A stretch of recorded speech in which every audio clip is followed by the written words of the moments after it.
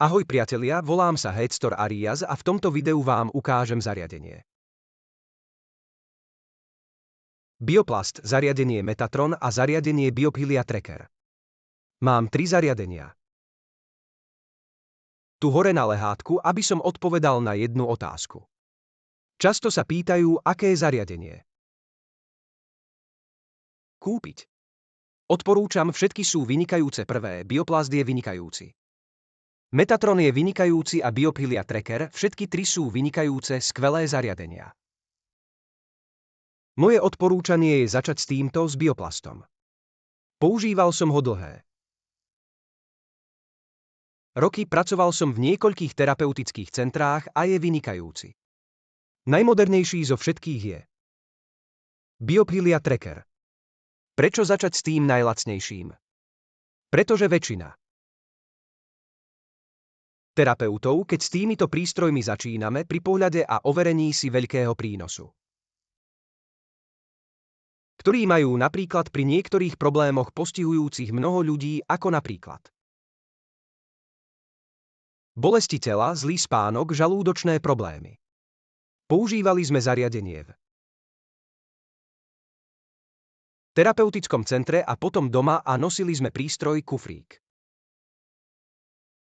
Z miesta na miesto, z práce domov, z domu do práce a nakoniec sme museli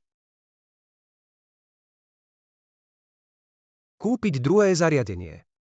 Aj v terapeutickom centre väčšina terapeutov nepracuje sama, pracujú s jedným alebo 2 kolegami, alebo 3 terapeuti v jednom centrum a väčšina terapeutických centier má jednu miestnosť, 2 alebo 3 terapeutické miestnosti. Čoskoro sme si uvedomili, že jeden prístroj nestačí a tak sme kúpili druhý prístroj. Prečo teda začať s najlacnejším modelom? Pretože je to najjednoduchší model na učenie, má menej funkcií a je rýchlejší na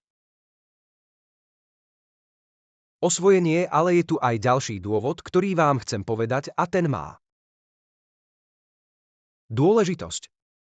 Mnoho terapeutov pracuje v domácnostiach a stará sa o ľudí, ktorí nemôžu chodiť, ľudí, ktorí sú veľmi chorí a v takom prípade sa počas dňa presúvajú z miesta na miesto s počítačom a zariadením. Robiť návštevy v domácnostiach s touto veľkou taškou je veľmi nepraktické a dokonca aj vstúpiť do miestnosti, do spálne, kde leží chorý človek s touto veľkou taškou, je trochu nepohodlné. Ukážem vám čo. Ďalej. Pozrite, tu mám malý batoh s počítačom. Pozrite sa, čo urobím.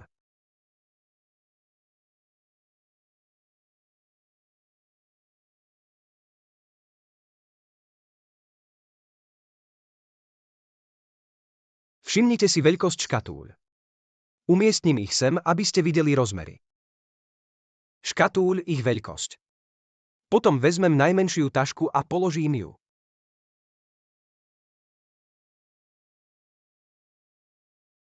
sem, takto malú tašku. Vy napríklad, ak cestujete alebo sa chystáte cestovať z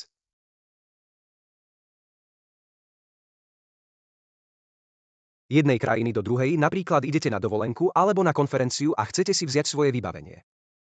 Na terapiu stačí malý batoh, môžete si ho vziať do lietadla.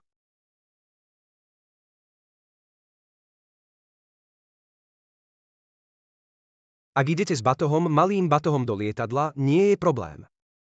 Ale teraz si všimnite veľkosť. Toto je rozdiel, je takmer 2-krát väčší. Takže ísť s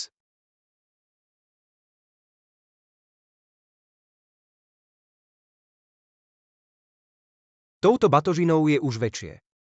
Preto nové odporúčanie pre terapeutické centrum. Biophilia Tracking, väčšiu batožinu nechať v terapeutickej miestnosti a dúfajme, že nie. Prenášajú kufrík z jedného miesta na druhé. A tiež ten prostredný Metatron. Je ťažšie dať ho do kufríka. Myslím, že by sa sem zmestili aj oba modely. Model Bioplasma a Metatron, je možné ich nosiť v malom kufríku. Vážení priatelia terapeuti, pozývam vás, aby ste si pozreli popisy videa a našli zoznamy.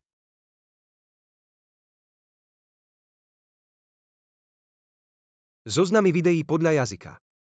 Toto video vychádza vo viac ako 47 jazykoch. Pretože ak vstúpite na mojom kanáli, napríklad na YouTube, sú všetky videá vo všetkých jazykoch a bude pre vás ťažké nájsť to správne video vo vašom jazyku. Preto je lepšie, aby ste hľadali odkaz, ktorý patrí výhradne k zoznamu videí vo vašom jazyku.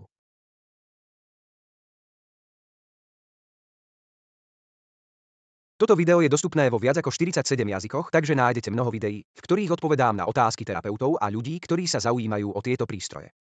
Ak chcete bezplatné školenie o týchto zariadeniach, môžete ho získať.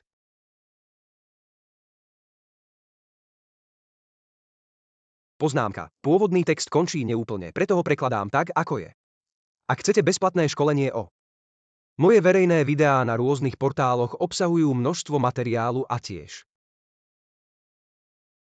možnosť pokročilých kurzov. Prajem vám pekný deň.